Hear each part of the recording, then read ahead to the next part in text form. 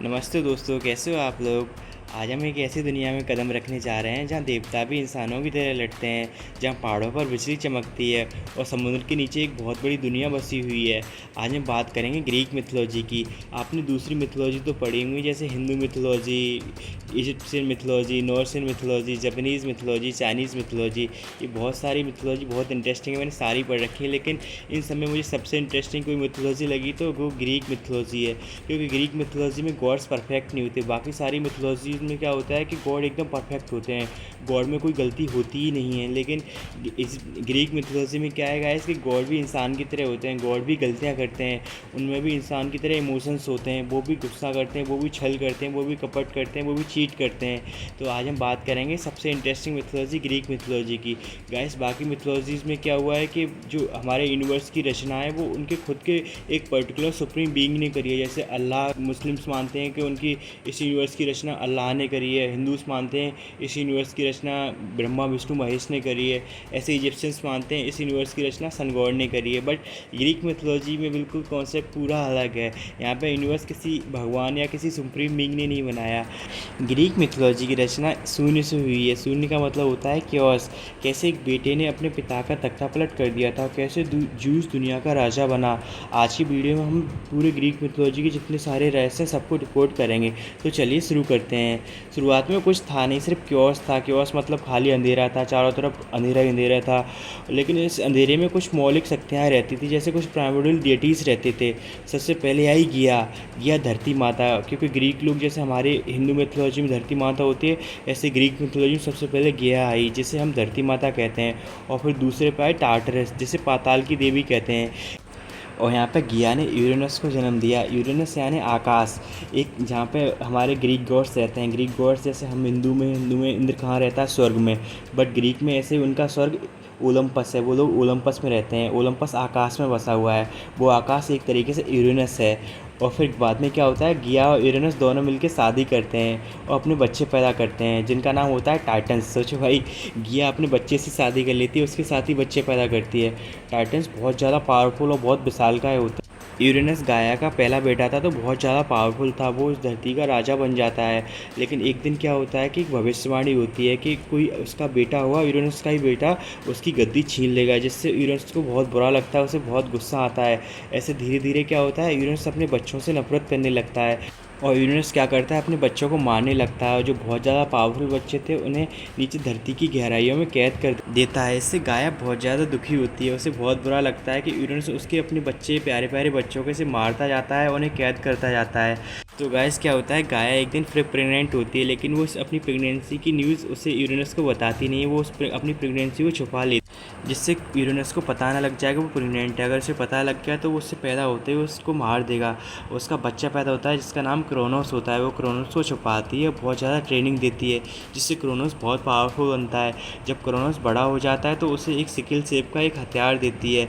जब भी फिर उसे बताती है कि कैसे यूरेनस को हराना है। जब एक दिन यूरेनस धरती पर आता है तो क्रोनोस से कहती है कि अब तुम इस पर हमला कर सकते हो। तो क्रोनोस उस पर उस जादुई तलवार से हमला करता है और उसे हरा देता है। तो क्रोनोस उसे हरा के खुद राजा बन जाता है। लेकिन भाई हारते हारते उसे यूरेनस अपने बच्चे को श्राप दे जाता है कि जैसे तुमने मुझे हराया और खुद राजा बने, वैसे तुम्हारा बेटा भी आएगा, तुम्हें हरा के वो भी राजा बनेगा यहाँ का। अब गाइस आगे बढ़ते हैं। क्रोनस राजा बन जाता है, लेकिन वो भी अपने पिता यूरेनस की तरह हरामी निकलता है। वो क्या करता है, अपनी बहन राया से शादी कर लेता है, लेकिन उसे अपने पिता का दिया हुआ कर्ज याद था, इसलिए उसने भी राया के किसी बच्चे को जन्म देते ही हमेशा मार देता था, या फिर कहीं गला दबा के उसे समुद्र के नीचे गहराइयों में फेंक देता था। इन सब से गाया की तरह राया भी बहुत ज़्यादा टूट जाती है, वो बहुत ज़्यादा दुखी होती है। तो वो एक दिन गाया के पास जाती है कि मैं क्या करूँ, अपनी सास के पास जाती है, मैं क्या करूँ, क्योंकि वो भी यूरेनस की तरह, क्रोनस भी सारे बच्चों को बार बार मार रहा था, तो वो भी बड़ा दुखी होती है। तो गाया उसे सलाह देती है कि तुम भी अपनी प्रेगनेंसी को छुपा लेना, जैसे तुम्हारा बच्चा हो तो उसे गाया की गोद में फेंकते, उसे गाया पाल लेगी, उसे बताएगी नहीं क्रोनस को कि राया के भी बच्चा हुआ है। तो गाया उसे सलाह देती है कि जैसे ही तुम्हारे बच्चा होने वाला हो तो तुम भागकर क्रीट द्वीप के पास आ जाना, जहाँ पे गाया ने पहले से एक इनविजिबल सील लगा रखी थी, जहाँ पे उसे क्रोनोस को कुछ पता ना लग पाए कि यहाँ पे क्या हो रहा है। यहाँ तो इससे राया है ना, वो अपने छठे बच्चे को आराम से जन्म दे सके। तो भाई वहाँ पर वो चली जाती है, तो वहाँ पर जन्म देती है जूस को। जूस का नाम तो आप सबने सुना होगा।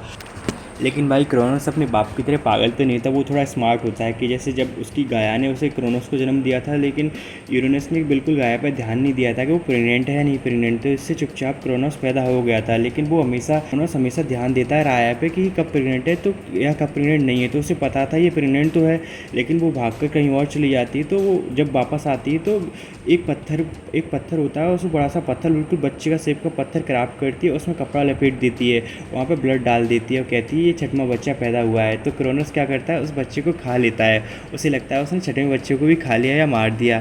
तो क्रोनोस बेफिक्र होकर राज करने लगता है। इसी के पीछे भाई गाया एक अलग ही गेम खेल रही होती है। गाया क्या करती है, उस क्रेट द्वीप पे जूस को बहुत ट्रेन कर रही होती है, जूस और उसे बहुत पावरफुल स्पेल्स बता रही होती है कि कैसे वो क्रोनोस को हरा सके, और उसे बहुत पावरफुल वेपन्स भी देती है जिससे उसे क्रोनोस को हराने में आसानी हो। तो गाइस क्या होता है कि जैसे जैसे धीरे धीरे समय बीतता जाता है, जूस बहुत ज़्यादा पावरफुल हो जाता है, और पावरफुल के साथ साथ वो बहुत स्मार्ट भी होता है। इसी बीच गाया क्या करती है कि उसे एक पोशन बना के देती है, और जूस को कहती है कि तुम भेस बदल के जाओ और कैसे भी करके इसे क्रोनोस को पिला देना। तो जूस बिल्कुल वैसा ही करता है, अपना भेस बदल के जाता है, क्रोनोस को धोखे से उस पोशन को पिला देता है।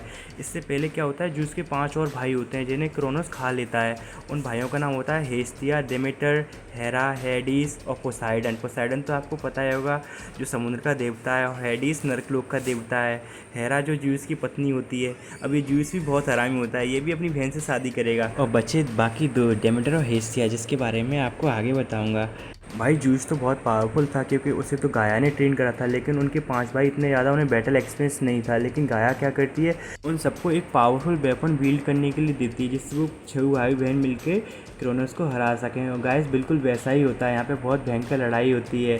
जैसे क्रोनोस ने अपने पाप यूरेनस को हराया था, ऐसे इसके बच्चे क्रोनोस के बच्चे भी इसे मिलके हरा देते हैं। लेकिन यहाँ पे सबसे ज़्यादा इंपॉर्टेंट रोल होता है जूस का। जूस बहुत ज़्यादा, क्योंकि उसे बैटल एक्सपीरियंस था, उसे गाया ने ट्रेन करा था, तो बहुत ज़्यादा पावरफुल होता है, और साथ में वो मेन भूमिका निभाता है उसे क्रोनोस को हराने में। लेकिन उसे अपने भाई बहनों का भी थोड़ा सपोर्ट मिलता है, जिससे वो मिलकर हरा देते हैं क्रोनोस को। यहाँ पे होता है क्रोनोस का दी एंड। उसे मारते तो नहीं, उसे नीचे कैद कर देते हैं। जब वो नीचे जाता है तो उसे पता लगता है कि यूरेनस ने भी उसके बहुत सारे दादा लोगों को कैद कर रखा है। तो वो क्या करता है, उनके आज़ाद तो नहीं करता बट उनके हथियार छीन लेता है। वहाँ पे हथियार होता है एक थंडरबोल्ट जो जूस खुद लेता है, और एक हथियार होता है ट्राइडेंट जिसे पोसाइडन को दे देता है। एक होता है हेल्म ऑफ डार्कनेस जिसे हेडिस को दे देता है, क्योंकि हेडिस को आगे नर्क पे राज जो करना है। इन हथियारों की मदद से वो बाकी और जो टाइटन्स थे जो क्रोनस की तरफ से लड़ रहे थे उन्हें भी हरा देते हैं। यहीं पे जूस बाकी उन टाइटन्स को सजा देता है और नीचे कैद कर देता है। उनमें एक बहुत स्ट्रॉन्ग टाइटन होता है जिसका नाम एटलस होता है। एटलस का नाम तो आपने सुना ही होगा। तो एटलस को सजा देता है कि तू जिस अर्थ का पूरा वजन अपने कंधों पर बिल्ड करेगा। तो गाइस ग्रीक मिथोलॉजी के अकॉर्डिंग एटलस अपने कंधों पर धरती का बोझ उठाए हुए है, जैसे हमारे हिंदू मिथोलॉजी में शेषनाग के ऊपर धरती टिकी हुई है। तो ऐसे इस महायुद्ध का अंत होता है। अब आता है हिस्सा बंटवारे का कि कौन कहाँ राज करेगा। जूस ने सबसे ज़्यादा रोल निभाया था, तो जूस को स्वर्ग का राजा बना दिया जाता है। जैसे मैंने स्टार्टिंग में आपको बताया था कि जो ग्रीक गॉड होते हैं उनका स्वर्ग द ओलंपस, माउंट ओलंपस होता है, और पोसाइडन को समुद्र का देवता बना दिया जाता है, और हेडिस को नर्क का देवता बना दिया जाता है। वो कोई मरा हुआ राजा नहीं था बल्कि मरे हुए लोगों पर राज करता था। और बाकी हेरा की शादी जूस से होती है, ये भी हरामी था। देखो अपनी बहन से इसने भी शादी कर ली। और एथना को गॉडेस ऑफ विजडम बना दिया जाता है, जो बुद्धि की देवी होती है। जैसे अपने हिंदू मैथोलॉजी में सरस्वती बुद्धि की देवी होती हैं। और एरीज को युद्ध का देवता बना दिया जाता है, और अपोलो को सूर्य, संगीत और कविता का देवता बना दिया जाता है। और एक होती है एफ्रोडाइटी जिसे प्यार और खूबसूरती की देवी का टाइटल दे दिया जाता है। इन देवी देवताओं की कहानी बहुत ज़्यादा स्ट्रेंज है। ये एक दूसरे से प्यार भी करते हैं, नफरत भी करते हैं, और इंसानों की तरह दिखते हैं, बिल्कुल इंसानों की तरह एक्टिविटीज़ करते हैं। इनकी अगर आप कहानी पढ़ेंगे तो बिल्कुल आपको वाइब्स ही नहीं आएंगी कि ये कैसे गॉड हैं। तो गाइस ये थी ग्रीक मिथोलॉजी। ग्रीक मिथोलॉजी सिर्फ कहानी ही नहीं है, क्योंकि ग्रीक मिथोलॉजी को जो लोग मानते हैं तो वो नेचर की बाकी सारी चीज़ों को रियल लाइफ से कनेक्ट करते हैं। जैसे जूस को जब भी गुस्सा आता है तो वो लोग मानते हैं जैसे बिजली कड़कती है तो इसका मतलब जूस को गुस्सा आ रहा है। अगर समुद्र में तूफान आ रहा है तो पोसाइडन का प्रकोप है। और आपने एक डायलॉग तो पढ़ा होगा कि great powers come with great responsibility. आपने स्पाइडरमैन तो देखी होगी। तो the great powers comes with great responsibility, ये आया ग्रीक मिथोलॉजी से। तो ग्रीक मिथोलॉजी में यही होता है कि the great powers come with great mythology. अगर जिससे अहंकार हो गया तो उसका पतन तो होना निश्चित है। अगली वीडियो में हम बात करेंगे बाकी और गॉड्स की, जैसे मेडुसा हुआ, हरक्लिस हुई, ट्रोजन ऑफ द बार हुए। और गाइस ग्रीक मिथोलॉजी बहुत ज़्यादा इंटरेस्टिंग है। आपको ये वीडियो कैसे लगी मुझे कमेंट में ज़रूर बताइए, क्योंकि ग्रीक मिथोलॉजी में इतनी इंटरेस्टिंग, इतनी ज़्यादा स्ट्रेंज स्ट्रेंज स्टोरीज़ हैं, आपको सच में बहुत ज़्यादा मज़ा आएगा। और गाइस मैं दूसरे चैनल पर the circle of inability decode कर रहा हूँ, तो आप उससे जाकर ज़रूर फॉलो करें, सब्सक्राइब करें और इस चैनल पर भी अपना प्यार दिखाते हैं। तब तक के लिए थैंक यू, अपना ध्यान रखिए।